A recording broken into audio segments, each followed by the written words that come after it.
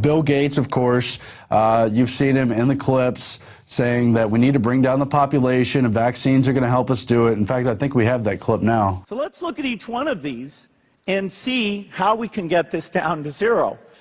Probably one of these numbers is going to have to get pretty near to zero. That's back from high school algebra. But let's take a look. First, we've got population. The world today has 6.8 billion people. That's headed up to about 9 billion. Now, if we do a really great job on new vaccines, health care, reproductive health services, we could lower that by perhaps 10 or 15%. And you notice the audience laughing there, too, how funny it is to use vaccines to lower the population, all this carbon tax nonsense about global warming. Now, Bill Gates is not just the genius inventor who came up with Microsoft or the personal computer.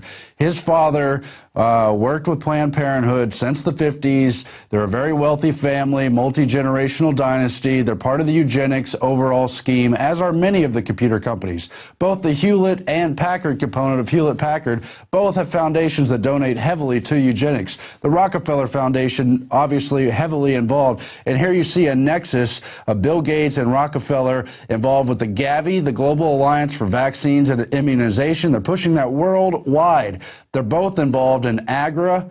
If we could pull that back up there. They're both involved in AGRA. That is the Growing Africa's Agriculture Alliance, where essentially they're pushing GMOs and otherwise consolidating ownership of food crops. Bill Gates, we just covered how he's bought more than 500,000 shares in Monsanto more than a year and a half ago, and really has a say in what that company does, all the things Monsanto is doing around the world, especially in the third world, how they're taking over agriculture here in the United States. You've got also the Rockefeller Foundation and the Bill and Melinda Gates Foundation, both with stocks in the Svalbard Global Seed Vault, the so-called Doomsday Seed Vault, while they're pushing these destructive Monsanto Terminator seeds and everything else. And then you've got Bill Gates even owning a share in Cargill, one of the biggest big agri companies, big agriculture around the world. And the Rockefeller Foundation also works with Cargill on stuff like the Global Initiative for Food Systems. So you've got all these super big players increasingly controlling the world's food production. And here it is in the New York Times, buried on the third page, the struggle for daily bread. The Bill and Melinda Gates Foundation are now the world's principal private funder of agriculture research. And they not only advise on food policy, but increasingly fund it. You've also got the London Guardian. The Bill and Melinda Gates Foundation investments in Monsanto and Cargill have come under heavy criticism. But why don't we hear more about why GMOs are dangerous, why they're killing people, why they're destroying agriculture systems in India and Africa? Is there a media conspiracy going on? That's something we wanted to explore here because you've got Bill Gates with a relationship with ABC News. It's reported in the Huffington Post, Bill and Melinda Gates sponsoring ABC News health coverage. It's also reported in the New York Times. The Gates Foundation backs the ABC News project. The Gates Foundation supplying $1.5 million and ABC's matching $4.5 million to travel the world and report on various health crises and suggest solutions, no doubt suggested in turn from the Gates Foundation and their worldwide medical complex. Now, they say, of course, there's no conflict of interest, and they're only paying for, you know, things like dinners and organizations and plane trips, but it really is influence. I mean, why do lobbyists take out politicians to dinner? I think we know the reason why. And so you've got stuff that we covered on Friday, like the ABC News article, Bill Gates using his money to save lives, fixing U.S. schools, reflecting on Steve Jobs, and it gets all into how he's going to save Africa and how you should be concerned about Africans and how their lives are so valuable, and that's why he's going to fund GMO crops for Africa, essentially forcing on them. And then buried at the very bottom of the article is the disclosure that the Bill and Gates Foundation supported in part ABC's news initiative, Be the Change, Save a Life. Now, it's good that they disclose that at all, but really they've got most of their viewers in the dark on the relationship there. You've got other stuff like this very article where it discloses and criticizes the Gates Foundation for owning Monsanto shares, and it's sponsored by the Bill and Melinda Gates Foundation. And so this article here illustrates the Bill and Melinda Gates Foundation's criticism and their ties to Monsanto and Cargill. At the same time, the story is sponsored by Bill and Melinda Gates Foundation, as is this entire London Guardian blog. They have two different blogs they sponsor, the Global Development blog and the Poverty Matters blog. And while they talk about things like the fact that food prices are going up and that there's food crises compromising the fight against world hunger, and they disclose the fact that the Bill and Melinda Gates Foundation are sponsoring these stories, the stories themselves do not get into the substance behind the facts of the way that mechanism works with the world's food industry. It's severe and significant and has very deep stuff. Even where they criticize them, they don't necessarily get into all the meat and potatoes, and by sponsoring the blog, they kind of have an editorial control, even though, of course, they tell us that, you know, it doesn't affect the editorial control, and it doesn't really matter that they're funding their blog with millions of dollars each year.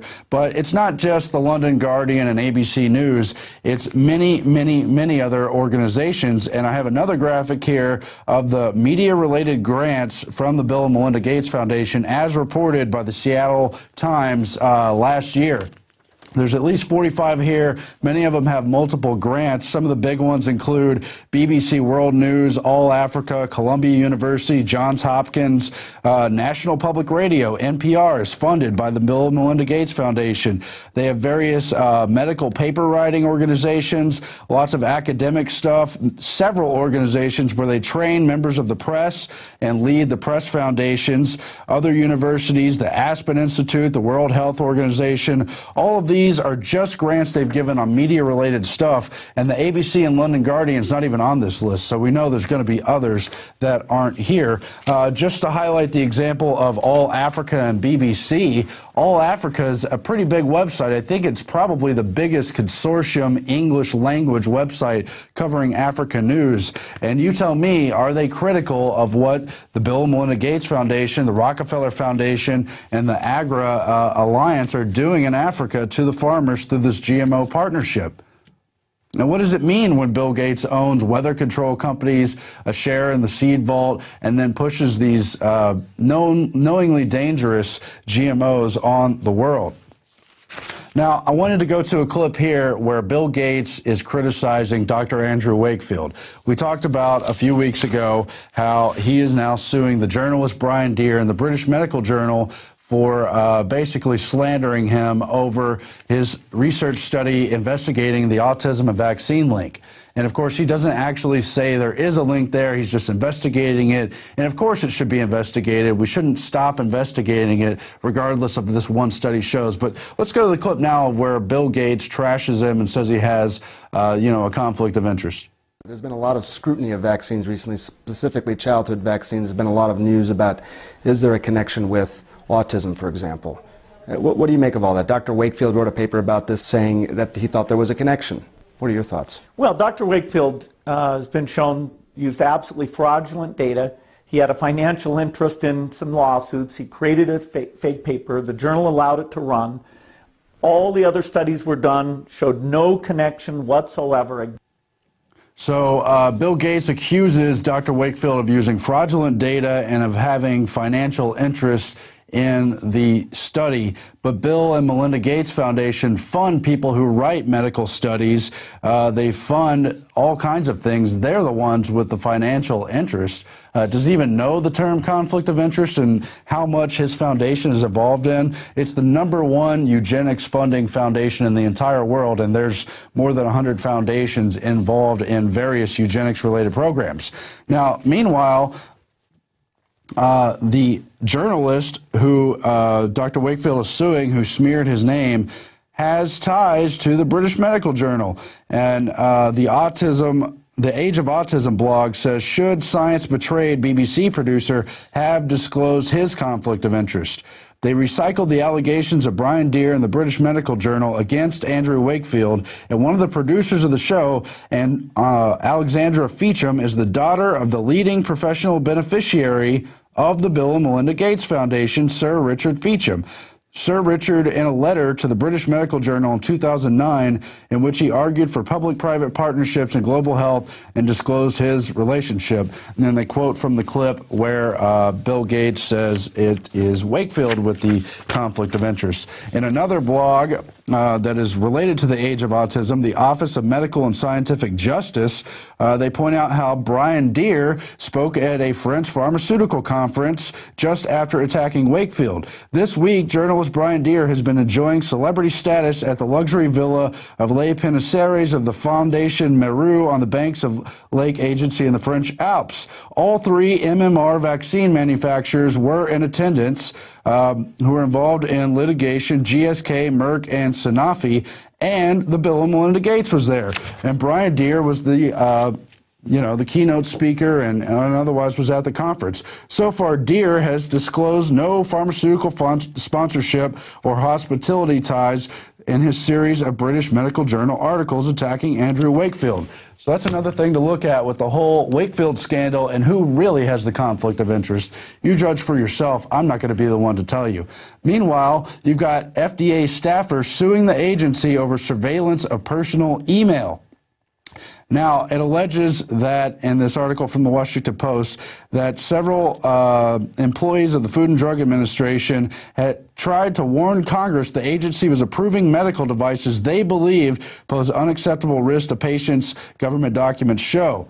What did this lead to? Information garnered this way eventually contributed to the harassment or dismissal of all 6 FDA employees, the suit alleges. All had worked in the office responsible for reviewing devices for cancer screening and purposes. That is after they surveilled their personal emails, memos, and other information. And that's what happens when you try to warn about dangerous devices inside the FDA. They go after the employees who want to warn people. Very interesting. Now, furthermore, on the GMO subject, you've got people in India trying to sue and stop the GMO thing from happening. There's been all the studies showing the cancer links, the links to sterility, the organ failure. It's also ruining the agricultural business and really putting farmers around the world in a straitjacket mentality. And it's very terrible for those people. Let's play that clip now. Leo Saldana filed the complaint that has led to India charging American agricultural giant Monsanto with biopiracy. And the eggplant, or brinjal, is what the company is accused of stealing. Leo says Monsanto illegally used indigenous brinjal varieties to create a genetically modified version of the vegetable. So there are 6 varieties taken from Karnataka, which Monsanto has taken without any conformance with the Biological Diversity Act, and therefore it is biopiracy. And once they put the BT gene into brinjal, then it becomes a commodity which is essentially owned by Monsanto. Now, you see there again the problems that Monsanto is causing around the world. Bill Gates has the shares in it. And because Bill Gates decided to attack at least what appears to me on the surface to be an honest researcher who was trying to just warn parents that vaccines could have a link with autism and that further research should be done, and that Bill Gates says he's the one saving lives and that vaccines and GMOs around the world are the answer to that, well, we're going to give him the Skeksis Award tonight, just for that media conflict of interest and the whole deal. I mean, really more focus should be put on this man right here. Do your own research. I'm not telling you exactly what's going on here. I'm telling you as much as I know, and I'm telling you it deserves further research, but certainly a Dark Cretin Award for you. Now, we have a quote of the day, and then Alex's extended interview with Nomi Prince is coming up on the other side of the break. A government big enough to give you everything you want is big enough to take away everything you have. And that's Barry Goldwater. And he also warned about the Trilateral Commission and the whole globalist agenda, so check out his work as well. Stay tuned.